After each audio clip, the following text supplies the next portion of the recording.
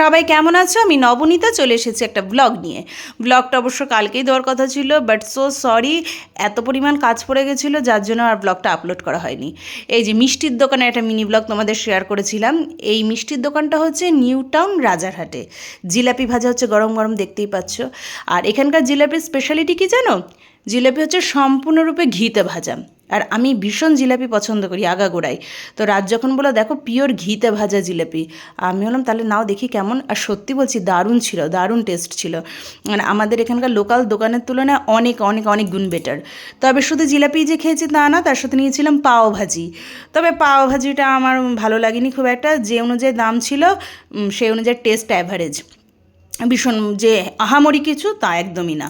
তবে রাজ আবার এসব নেয়নি, রাজ খেয়েছে হচ্ছে রাধা বল্লভী আর আলুর দম। ও আগাগোড়াই লুচি কচুরি এগুলোর ভীষণ ফ্যান। আমি আবার একটু তেলে ভাজা জিনিস থেকে নিজেকে দূরে রাখি, আমি খুব একটা পছন্দ করি না।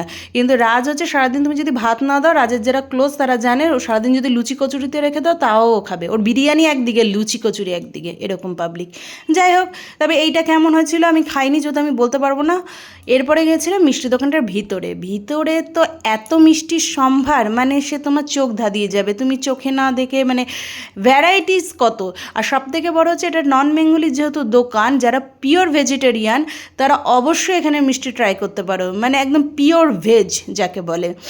আর এই মিষ্টিগুলো দেখে না আমার মা, মাসি, পিসি এদের কথা মনে পড়ছিল। এরা না মাছ মাংসের অত ভক্ত না, মানে এদের মাছ মাংস দিলেও হয়, না দিলেও কোনো রকম অবজেকশন করবে না। কিন্তু এদের দরকার হচ্ছে শুধু মিষ্টি। এটা মানে চরম লেভেলের মিষ্টি লাভার যাকে বলে। আর আমিও খানিকটা অনেকটা এরকমই।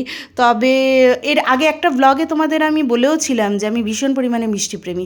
যাই হোক, বাড়ির জন্য মিষ্টি পার্সেল করে নিয়ে এবার বাড়ির উদ্দেশ্যে দুজনে রওনা হলাম। আর এই যে দেখেছো, একদম ভিডিও ফটো তোলা পছন্দ করে না, জন্য মুখটা একদম মানে কেমন করলো। যাই হোক, তোমাদের কেমন লাগলো আমার ব্লগটা অবশ্যই জানিও। সবাই সুস্থ থেকো, ভালো থেকো, পাশে থেকো, টাটা।